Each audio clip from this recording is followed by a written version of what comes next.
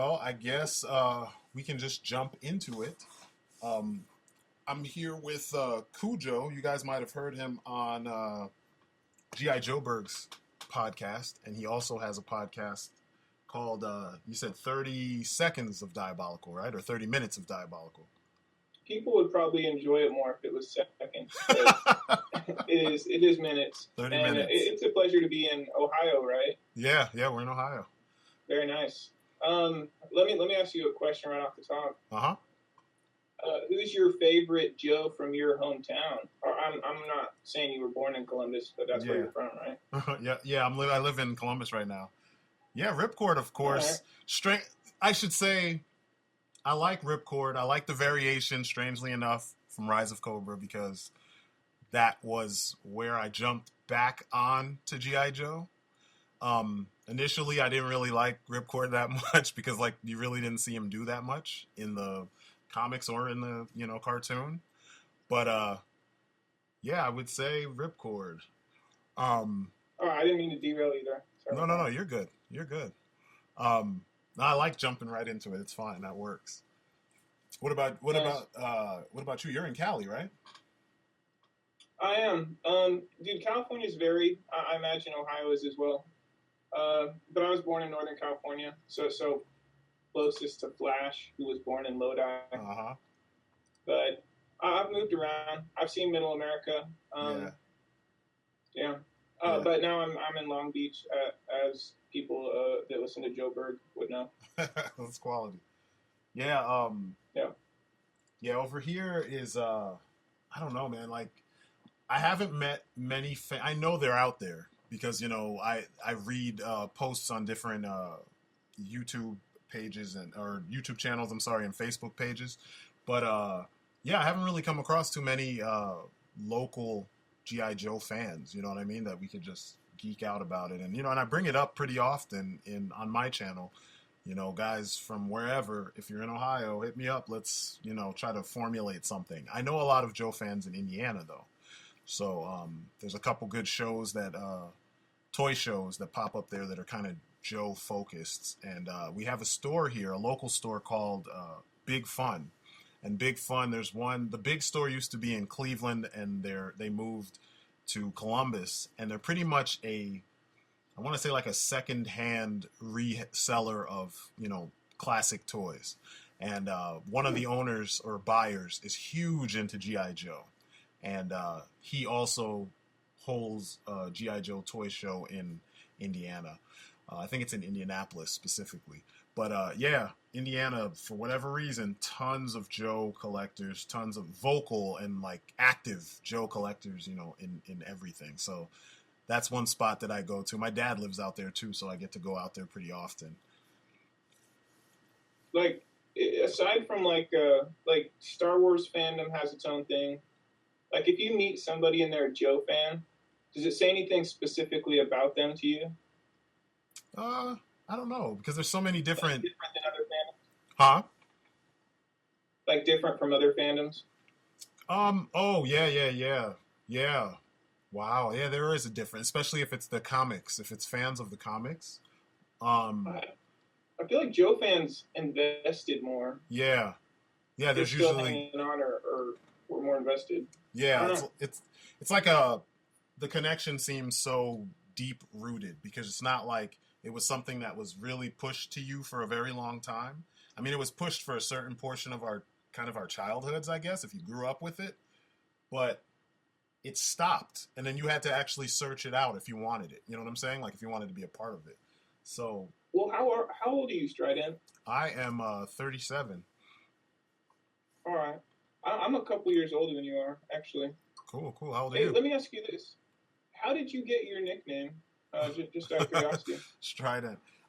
So I have a comic called War of the Gods, and I redid it a couple times, but on my second go-around, I made up a character that I wanted to be my representation, me in the book. And I named him Strydent because I liked... I like the meaning, obviously, a loud, powerful, booming noise. And I also like the way it looked, on a title card, so to speak. I got you. So it just stuck.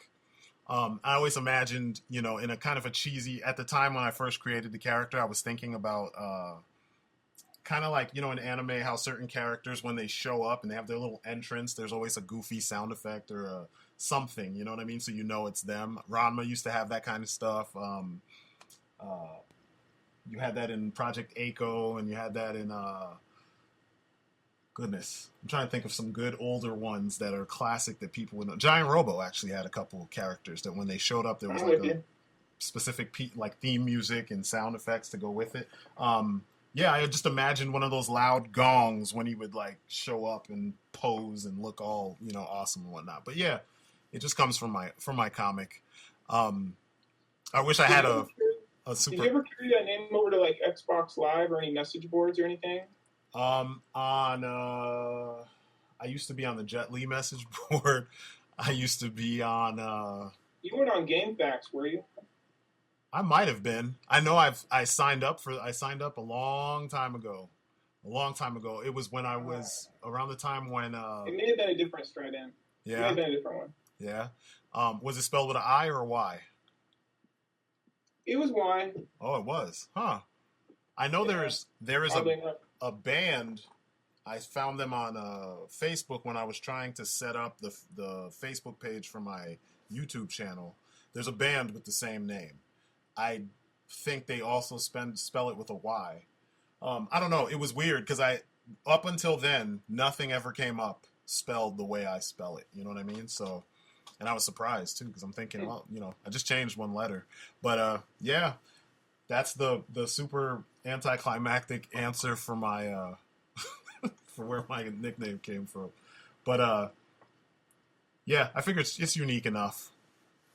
What about you? It works.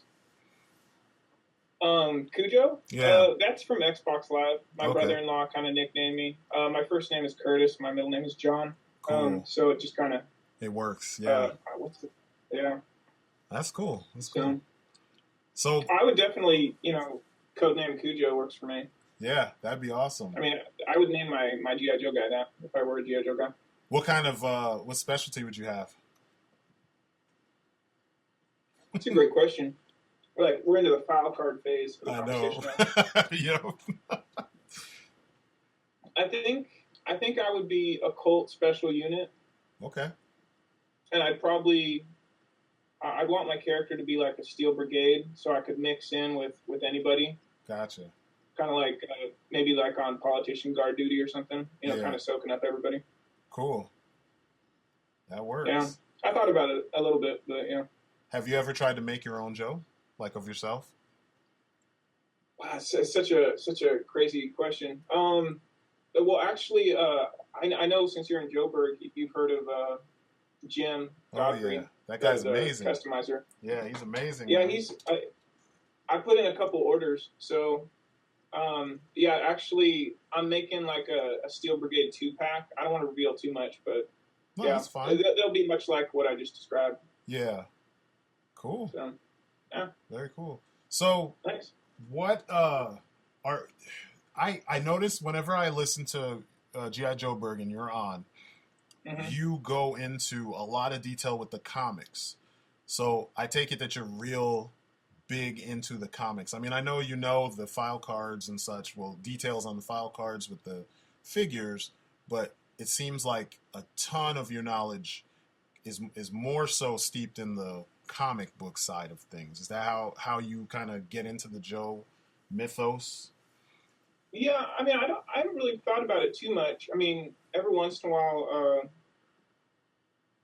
even will like corner me and say, "What kind of Joe fan am I?" But I think comics definitely. I know figures. I know figures pretty well. Yeah. From the cartoon, oddly enough. Yeah. But I really am kind of like, if I have a Joe arc, like a relationship with G.I. Joe, I think it's all the road to Hama. I really hope I get to interview that guy someday. Yeah. Just because, like, I mean, he's on the same level as Stan Lee in many people's eyes. Oh, so, yeah. like, I definitely want to see, you know, he's well-traveled. It just seems like a brand that people haven't really quite understood just yet. Oh, yeah. about GI Joe that's yet to be told. I agree. Well, here's another question. Or were you about to say something? I'm sorry. No, nothing worthwhile. Please continue. So people asked me what my idea would be for the ideal Joe film if we're going to start over. So I say start at the OG-13, make it a bare bones kind of, not super bare bones, but bare bones in terms of scale. You focus on whoever the first couple members of the unit might have been. In my eyes, I would focus on someone like Hawk and Colton. And then maybe after, I know that Colton wasn't like in the books, he's the first Joe, but he wasn't on the OG-13. But kind of show those two together in a situation. Then from that, have Hawk, create the Joe team and show the process of getting all the Joes, and then send them on their first mission, which would be some version of the, rescue Dr. Burkhart situation.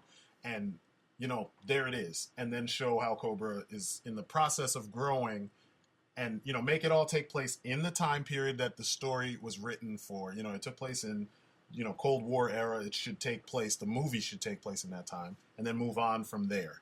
Each era, you see a change in the Joe team and an evolution, and you go from there. What would you do differently if it was in your hands and you could start from fresh? What would you do? Okay, give me 1 second to catch up here. I think you asked this question when you were chatting up the gentleman from Joburg too. Uh-huh. I mean, we're much on the same page as many people that kind of speak about GI Joe the way we do. And I'm just saying from what I've listened to your YouTube and whatnot. Uh-huh. A little dissatisfaction with just the storylines and that they're presenting us in the cinema and stuff. So I guess I would take it back. But when I think about what I would do with GI Joe, it's purely presentation wise. If you're going to do a TV show, you have to do an arm-up sequence that's accurate to the original figure. Uh-huh. It's got to be filled with, bending guitar notes and stuff. Not to make it cheese, but, bring back some awesomeness. Exactly. And I don't need, huge set pieces. I honestly, I feel and this could be a minefield, but I feel like you could tell personal stories with live drama. Yeah. And if you wanted to do a huge battle, then go to animation and do an animated movie that meets the other fiction, I guess. I know that's weird, but it might be time. No, it would work. It's just opposite the way they've been thinking these days. Everything these days has to be hyper realistic, from games to everything, and it's G.I. Joe kind of it has realistic elements, but it's not supposed to be 100%. I guess at a time it was, but it seems like it evolved. If you did a period piece, like you were saying, you could do it, and you could do it well. Because honestly, I don't know. Sometimes I walk the fence where I want them to tell the real history of the U.S. through GI Joe figures, or through GI Joe characters rather. Yeah, through I just think a real American hero. I think. Oh, sorry. Yeah, definitely. I just think it's time. We could keep messing around and telling stories that were action packed, but at least for me, where I'm at in the fandom, I want to see Joe's in the Falkland invasion and stuff, craziness like that. Huh. I don't know. I think that happened somewhere in the mid '80s. Yeah. Just weave characters in existing battlefields and kind of shape out American politics taking shape. I know that's a bit heavy, but yeah. AMC could handle it, something like that. True, but I think that if you get that serious, that real world with it, I think that would confuse the heck out of a lot of people. Even the fans, because a lot of the fans seem to be all over the place in terms of what G.I. Joe actually is, what they think it is, you know what I mean? Folks forget that the 12-inch figures always represented 100% the real world, real soldiers, all of that. Whereas a real American hero, you had characters who I want to say they were forged in some of these real events, but then their life as a Joe is where everything gets weird. You know what I mean? Or it gets a little bit more fantastical, for lack of a better word. This actually occurred to me when I was listening to you and those other guys talk. Uh-huh. You guys brought up like Conrad Hauser being Duke, right? Mm-hmm. The early Joe. Yeah.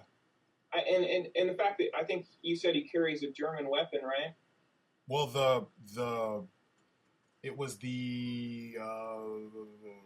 it's the retaliation version of the figure. He came with an AK, and I was like, I know that in the battle, if a gun's laying around, he'll pick it up and use it. But like, if we're saying like this is standard issue Joe stuff, Joe weaponry, Duke is that guy who would have whatever, if everyone's carrying like, AR-14s or whatever, he's going to have an AR-14. It's the weapon. If they're using M4s,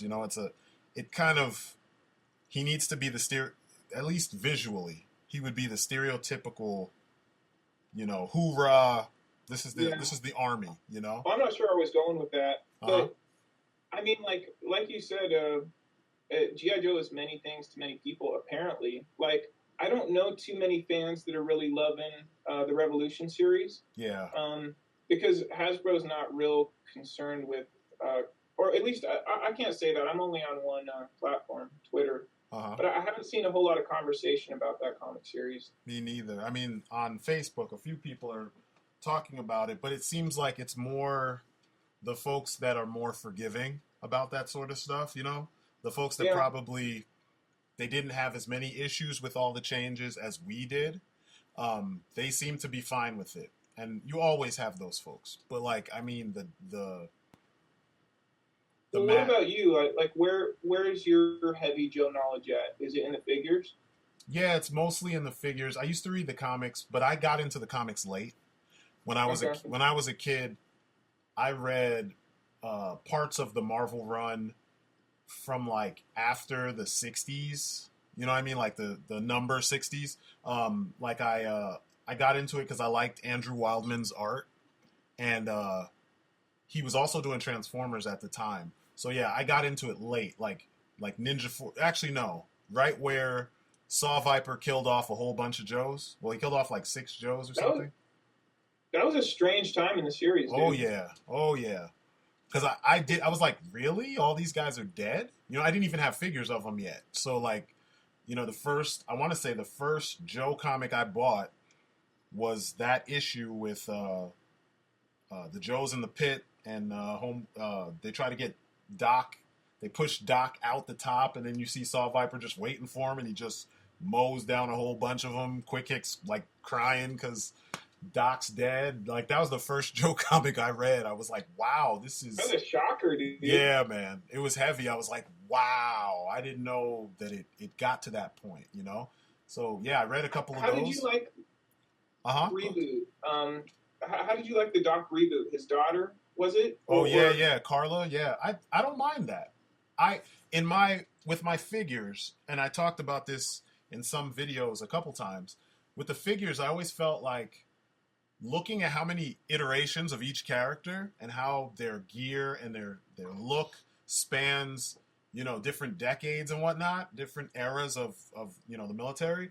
I was like, why don't they pull a James Bond? It's kind of what I think James Bond is like, or kind of like what they do with Batman.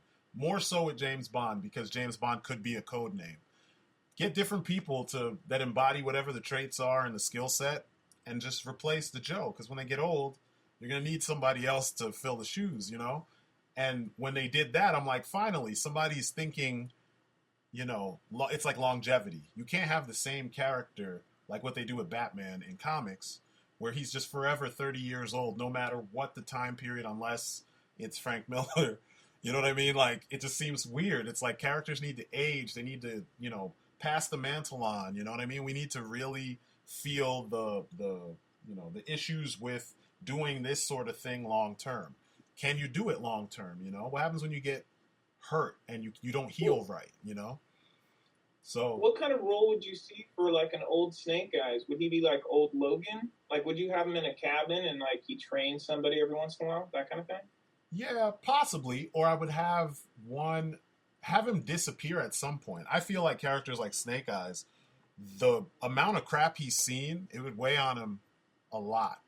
And then eventually he would be, because you just feel like he's going to lose a lot the way that, I guess just the way that he tackles things. He's like, I'm duty bound to my sword brother. I'm duty bound to the clan. I'm duty bound to all this stuff. And then he kind of has to put the things that normal folks would have, like, normal relationships and all that stuff to the side so he can handle his duty. But when it's done, he's kind of by himself. He's tragic in that respect. You know what I mean? So I kind of feel like he would disappear. Something might happen that would pull him out of, I mean, you know? The more you humanize somebody like him or Boba Fett, they just don't work as well. Exactly. So I agree with that. Yeah, like have him just leave and come back. Maybe come back and train someone. But don't. In the comics, he seems to come back and train a lot of people. They constantly have him doing that. I've heard you nitpick about articulation in your videos and stuff like that. Just like I had a question, like that extra articulation in the knee joint, that third amount. Does that add anything? I feel like that's just a wasted articulation. Well, it depends. Like if you have you're talking about on the double jointed knee, how you have that big. Yeah. So it works. So you have the upper and you have the lower part. Sometimes when you want them to take a knee, you have to only bend part of that. And so it kind of elongates their leg a little bit, their knee. You know what I'm saying? Like, so if you put them down kneeling, it looks natural. If you bend it all the way, then they kind of stoop in a weird way. You see what I'm talking about the wrong way in like 95%. Yeah, that's not right, dude. That's not an action figure. Yeah. You see that mess like in all the pictures, like where folks have their Joes kneeling and they got to spread their legs apart so far it looks unnatural. It's like you gotta learn how to use the second joint, the double joint properly. I like it. I mean, like when whenever I'm posing them, and since I have a lot of like SH Figure Arts and such, which are the import, Japanese figures, their big deal is making the figure have articulation that mirrors actual human articulation. So there's limits on what they can do, but it's still light years ahead of what we get here in the States, So like their double joint just automatically, like it's like they measured out the thigh and the knee perfectly so that automatically it just works. If you put them to take a knee, they take the knee the way you and I would. You know what I mean? And everything sits the right way. With the Joes, you got to fiddle with it a little bit. I still want them to have double jointed elbows because that way they could chamber their guns the right way, their rifles and such. Well, I know you were kind of like a stickler about being able to look down the rifle and stuff like that. That makes sense, and it makes sense as far as them looking cool. Yeah. I don't really know how much improvement has been made. Like when we're talking like vintage, and I could be like making a mistake as far as labeling them. But like I guess the the original Joes. I didn't have too much of a trouble like putting them into action. Like if you're in physical combat with a Joe, you could be elbows, punches, knees. Articulation doesn't add anything to that action, does it? It depends. I know, like, I always broke my Joe's hands. I don't know if this happened with you. Their thumbs, trying to get the gun to actually firmly sit in their hand, even if it was a pistol or a knife. You kind of twist it a little bit so that there was like, it was some tightness to the way they were holding on. And it always broke their thumbs, and that always pissed me off because I'm like, man, what's going on with this? Or like trying to pose them doing a kick or something, because like I also grew up watching a lot of martial arts films. So like, I could stick with the military martial arts oriented films like Missing in Action or, Chuck Norris stuff, from back in those days. But like, I want to pose the dude. I want to have Snake Eyes, spin kicking somebody, and I want it to look like what I was watching on the, on the screen. I couldn't do it with I mean, you can approximate it, but I couldn't do it. I mean, maybe I was more OCD than other folks, you know, I don't know. I got you. But yeah, I couldn't get them to look the way I wanted them to look. With the new ones, since there's no O-ring, so you don't have anything snapping back when you pose them, they just take the pose you put them in. You can do that, you know. The one benefit of the weird what do they call them? Rocker ankles or whatever. I'm not a fan of the ones on the Joes, but when you have them doing a kick, they call it a sickle foot. When your kick is supposed to connect with the outside of your foot. You know what I mean? Like, you're supposed to kind of twist your foot in a way, kind of like how you would with a chop, how your pinky and that side of your, you know what I'm saying? The ridge, it's not the ridge hand, but it's opposite the ridge hand, would go through the, you know, the opponent or whatever. Your kick should do the same thing. And when you screw around with the, you know, ankle rockers, you can kind of get them to assume that, and it looks good. It's just when they're standing up straight, their legs look so weird because you can't twist their, you know, boot joint so that they can, the boot swivel so that they can actually, you know, straighten their feet. They look knock-kneed and pigeon-toed, and I don't know. It's like they just haven't figured out a way to get it all to come together yet. That's the stuff that I have problems with, because when you look at some of the Marvel Legends, you see articulation, or I'm sorry, I'll use even better, the Star Wars Black series. When you look at those figures, there's a lot of stuff that comes from modern GI Joes, especially Pursuit of Cobra, that's present on those 6-inch figures. And it's like, why don't they just scale that back down into your Joes, and then you have the perfect Joes? And they just don't seem to really give a shit about doing that, which is strange, you know? I don't really know what the action figure market is these days, do you? Nah, it feels like everything's adult collector. That's what it feels like. And I don't know what the future of action figures is. I don't either. I feel like it's going to become such a novelty that you're going to have to, like, we will have to actually search them out. It's not going to be stuff pushed at, you know, retail the way it once was. I mean, you'll still have those lines like, you know, your Batman lines and your Power Rangers and stuff like that. But you won't have the variety that we used to have, or actually what we have now. We do have variety. It's just the fact that it all comes in a $20 and up price point. You know what I'm saying? And you can't find anything in the store. It's difficult. I think the fact that everyone's pre-ordering everything and that every company is trying to make a Marvel Legends-like figure with some caveat or some addition so that they could charge you either more or less, that's what's going to, you know, kind of drive things to be, maybe one day it'll be online only or, you know, specialty store only. And I don't know, that might be where it dies. Who knows? I mean, I don't really see it dying. I just see it changing, becoming less, you know, accessible. But who knows? Who knows? I'm curious how G.I. Joe can reinvent itself. I mean, I do hope that at some point they, you know, kind of reach out to people like us that have been. Yeah. That'd be cool. That would be awesome. It could happen. Yeah. Let me ask you one more question, and honestly, we can chat anytime you like. Uh-huh. What are your thoughts on the new? And I'm not just asking because you're African American, right? Uh-huh. I'm Afro Latino. Oh, right on. Do you have any thoughts on that? Like, what's that guy's name? Tombstone. That new figure. He's strange. They wanted to make. Well, they wanted to put him, or they wanted to put more diversity in the Cobra lineup, but the figure was so basic. Like, how do you break on that guy? I wasn't impressed with him. He just felt like, isn't that like a Destro head that was actually cast in brown plastic instead of chrome? That's what it looks like. Like maybe it's a Destro or maybe it's someone, I don't know. It always reminded me of a Destro head, but I don't know. He just seemed kind of generic. Like they didn't really think about a character. They just saw parts and said, let's put them together and then come up with a story.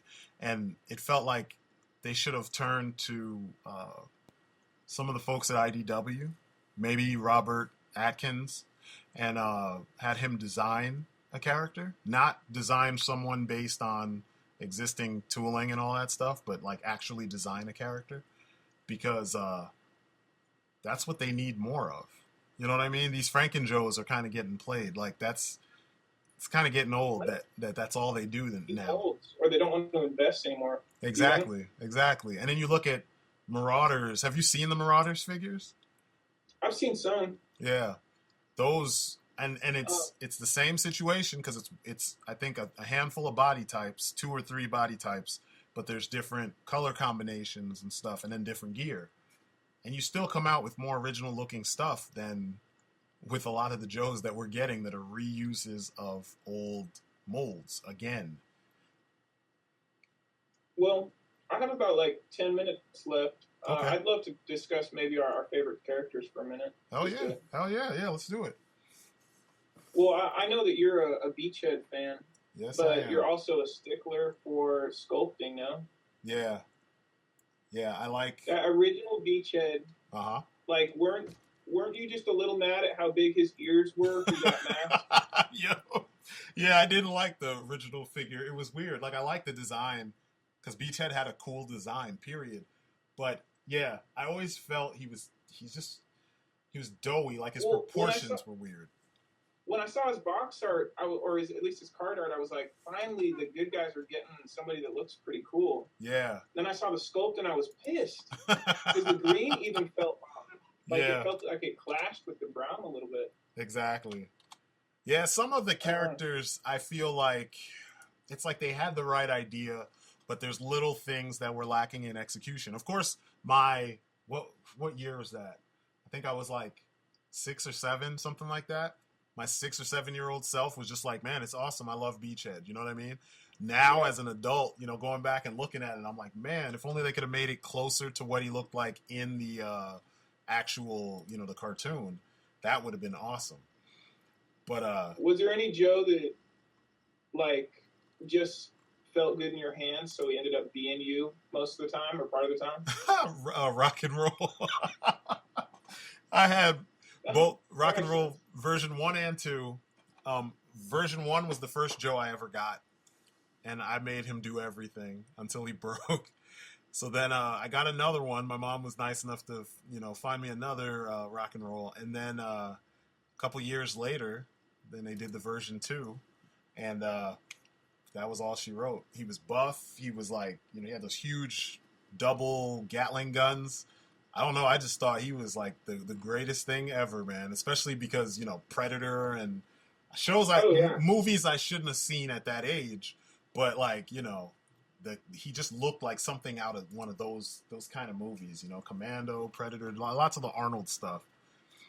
Dude, the director for Predator had to have like steak and like mini guns or something. I know, right? A million of them. Yeah. It was an awesome visual. Awesome visual. That's. I always liked the way that the Cobra eels were sculpted and felt like they were action ready, dude. You know what I mean? Yeah. They were cool. It was kind of cumbersome, but they were such a great sculpted figure. I agree. I like the new ones, the new eels. Actually, both the eels from Rise of Cobra. I mean, they weren't in the film, so they're completely based on like concept art, but the eels from Rise of Cobra and the eels from the, I guess, Retaliation / 50th, because there was an eel with Flint in that Danger at the Docks set. They're actually pretty well done figures. I mean, I think previously in the 25th anniversary they were called Frogmen, but the design was pretty nice. I mean, they have the removable flippers so that you can actually have them, engage once on land. They've got cool knives that don't look like the typical knives you see with most of the Joes. They've got the, submachine gun that you see typically for, fighting underwater. They just look so, I don't know, like tactical but futuristic, and it works for me. And it's a really good update to the original one that you were just talking about. I mean, all those details are still present on the new one. So, yeah, I mean, I dig. There's a couple Cobra figures, and I unfortunately I don't know the lines specifically, but like the Cobra Paratrooper was pretty dope. Oh yeah, I got 7 of them. I love them. Oh, nice. Yeah, I happened. Trooper was good too. Which one? The Shock Trooper. Oh, that was yeah. good too. That was Pursuit of Cobra. Yeah, that was awesome. He was one of the ones that if you're gonna get something from Pursuit of Cobra and it's a Cobra, you need to get that guy. I mean, that's a good example of why that line was so good. Huh. Do you have any comic storylines? Are you have you read many of them or anything like that? Yeah, I've read a bunch of them. I liked the old school Cobra Civil War. The image of Baroness tied to a hiss with Serpentor at the controls is just kind of funny, or at the guns, I guess. It was just kind of, it's like really, it's jacked up. It's one of those things like weird science, you just don't forget it. Yeah, exactly. Anything recent? Have you read any comics recently? Yeah, I read most of the early stuff from. I just went back and got all of the Devil's Due stuff, and I have up to the whole it was like a remix of the Cobra Law stuff with Serpentor being a cult leader and well, that's IDW, right? Yeah, it's the IDW stuff. Golobulus being their their Christ-like figure, and yeah, it's some weird stuff. My only gripe with the new books from IDW is the art. Sometimes the art just doesn't. It feels too counter to what they used to be. Like it feels too trendy. It's hardest not to be an action comic. Exactly. Which is kind of a contradiction, but it works. Yeah. For me. Exactly. It does work because I can read the stories, but how deep into that are you? Like, how many issues in are you? I have. Let me see. I'll find my stuff because I have a bunch of this stuff digitally. I would love to do an ongoing series where we break down a comic. Hell yeah. If you're into it. Yeah. I'm good for it. I have everything from 82 all the way to 2004.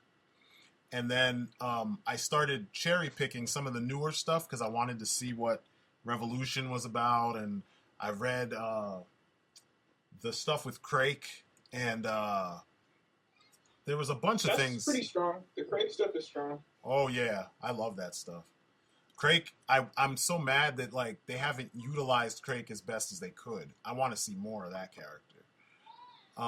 Well, we can definitely, yeah. I mean, because I haven't talked, the Joburg guys don't really have access to many comics over there. Exactly. Yeah, so, hey. Yeah, dude, I wouldn't mind. I wouldn't mind doing a semi-regular or something like that. That'd be awesome. Hey, hold on for just a sec. I know you got to go, but give me just a second. Oh no, you're fine, man. Handle it. To do a something with when we talk about comics, break down what's going on. If you want to pick a specific time frame of books, and yeah, we could jump into that. I don't mind. All right, we'll see what we have in overlap and stuff. I'll hit you up in the DMs. Cool, that would work. That'd be awesome. Yeah, no, it's always a pleasure to meet a new Joe fan. Do you go to the conventions at all? Or I've gone to 2. Which one? I went to 2. I went to one. I think. Well, I went to a convention where Larry Hama was in Indiana, and then I went to one in. Was it Carol? Did you chat him up at all or no? No, I couldn't get through with so many people. I lost my patience. I was like, I'm just gonna go look for, cool stuff to pick up. I'm too sober right now. I'm sure I'm good. Yeah, I couldn't. It was weird, man. It was like I went through the same problem with when I was at New York Comic Con a couple years back and Chicago Comic Con a couple years before that. I wanted to meet, to talk to Jim Lee. I started doing comics because when I was in 8th grade, this was when Image was literally, it was the year Image started. I want to say it was 93 or maybe 94, somewhere in between that span, 93 to 95. I can't remember. But we went to, it was Comic Fest, I think it was 95, and it was in Philadelphia. And I met Jim Lee. Like back then, when you went to a convention, it was just open. There was like no there weren't lines. It was so unorganized. You just sat down and talked to people. You know, I talked to Mark Bagley. I talked to Eric Larson, and I had artwork with me, and I let them critique the hell out of my work. I mean, I just want to talk to these guys because I've been devoting so much time to reading their books and such, you know, and trying to draw what they draw. And Jim Lee gave me like the most real critique I think I've ever had of my work. And he didn't even have to do it because I'm just a little kid, and it's like, you know, typically we wouldn't get that stuff, but I got what he was saying. He told me, you know, work on certain things in my anatomy, but he said I had a grasp of it, and he said if I continue on that path, you'll be able to do comics, you know, for a living. And I'm just like, this is Jim Lee, like the guy. I know a lot of people have issues with Jim Lee now, but back then, I mean, you think about all the stuff he did up to leaving and starting Image and shit, even the stuff he did when he started Image. Even if you don't like the comics, in terms of, you know, the comic book industry, what he was doing, him and the guys at Image, what they were doing, that's big stuff. That's like changing the game, you know, because now independent, you could own your work. It wasn't like you were just working for the big two, making them rich as fuck, and then everybody else is, you know, you're struggling. So, yeah, he gave me such a really good critique. I never forgot it. You know, I even still have the art that he looked at to, you know, critique. I was big into like fighting games and stuff, and I was trying to get into school for 2D animation. So anyway, I wanted to bring my first couple comics so that he could sign them and, you know, see if I could have a, you know, some kind of talk with him, you know, brief. It's impossible. It's impossible to do that stuff now because things are so big, you know? Yeah, what was the other convention you made it to? Oh, Chicago. One was Chicago and one was Indiana. Okay. Yeah. So they're both pretty close to you. Yeah. Yeah, I don't think I'm going to make it to Florida, or are you? No. It's a timing thing, and it's just the fact that, like, if I do it, I kind of want to make it a bigger deal, gather up some of my friends, and, you know, we all just make it a road trip. They have 2 more conventions, right? This one and then next year. I think so, yeah, and then it's done, right? Well, I'm wondering if like they've had a favorite place where they've gone. Like, I'm curious, just because they probably end it somewhere where they enjoyed it before. Yeah, I want to say it's going to be somewhere down south because typically that's where, at least if they go to New Orleans again, we got to get fucking Joburg there, and we got to get there. That'd be awesome. That would be really awesome. Well, and we could do a panel and just enjoy it, dude. Yeah, that would be awesome. I'd be down for that. that. New Orleans, they could. Yeah. Especially if we have enough time in advance, you know, to prepare. Yeah, we can definitely do it. Yeah. Anything else on your mind? Sorry, I kind of just went all over the place. No, that's what this is for. Nah, man, really. That's it right now. I'm definitely going to be coming up with a bunch more stuff so I can, you know, kind of just throw stuff at you and see what you think. But the comic stuff, I want to do more of that for sure. I mean, are you doing anything with your art right now? Oh, yeah, actively? Yeah. I'm actively, you know, I freelance now, and I've been working on, I typically get a lot of work with storybooks.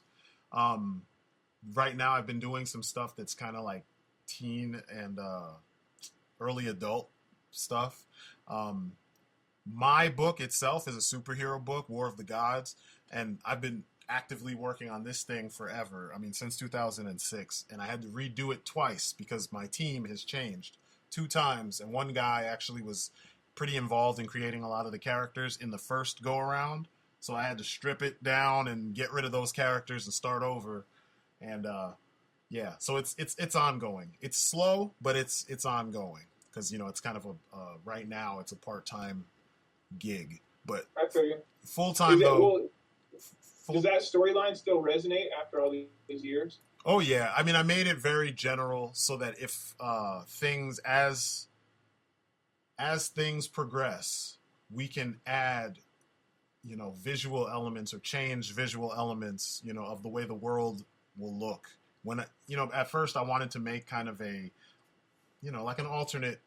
It's our Earth through a comic lens. You know what I mean? It's not, 100% the earth as it is, the world as it is. But there are events that mimic and mirror events that are happening in our world right now. And, I wanted to keep that kind of, perspective so that we don't get stuck. You know what I'm saying? Saying like we don't get stuck doing what was going on in 2006, or we don't get stuck. It's kind of what I feel they should do with if they, make another GI Joe film. If they start over, make a world that I know you were talking about making it 100%, true to life. But I would like for them to. Well, I didn't mean to convey like has to be like true life. I still want garish like laser rifles and people charging up huge weapons and stuff. Yeah. Get with it. I mean, you could get away with it. Yeah. I wouldn't mind seeing some real battles, like, Joe's working behind the scenes in real places. But maybe, I mean, who knows? Yeah. Yeah. Would it work? I don't know. It probably would. It probably would. I mean, like you said, if they do a healthy dose of both, I think it would. But they just need some good design and some people that care about the brand and what the brand's been through. People that respect the source material. Yeah, I won't go on. I mean, because you and I could both just go on a complete rant. But of course. Well, I guess then I'll close out here so that we don't go too long. But yeah, man, it's been awesome. It's been awesome. Hopefully we'll get to do this again. That's my pleasure, brother. Any information where people can find you? I'm only really on Twitter, and you can chat GI Joe at me anytime at 86 Cujo. I do have those other platforms. I'm sure if you find my Twitter, you can find them. But 30 Minutes of Diabolical, talk to some guy in England. That's called Spies Over Drinks. So yeah. Cool.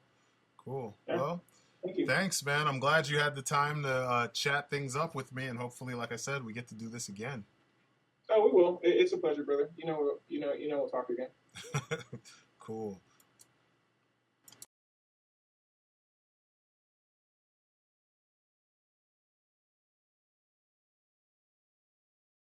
Thank you for watching my video. If you enjoyed what you saw, please give it a like, a share, let your friends know. Check me out on social media. All the links are in the description. And if you really want to help me out big time, jump on Patreon and support the channel. Every little bit helps, the smallest amount to the largest amount. And last but not least, check out my comic, War of the Gods. Issue 2 is on sale now on Indie Planet. And the links are in the description. It's some superhero fun. And as a smaller independent book, it needs all the views, all the eyes on it as possible. So check it out. Show it to your friends. Every view helps greatly. And yeah, that's it for me. Thanks again.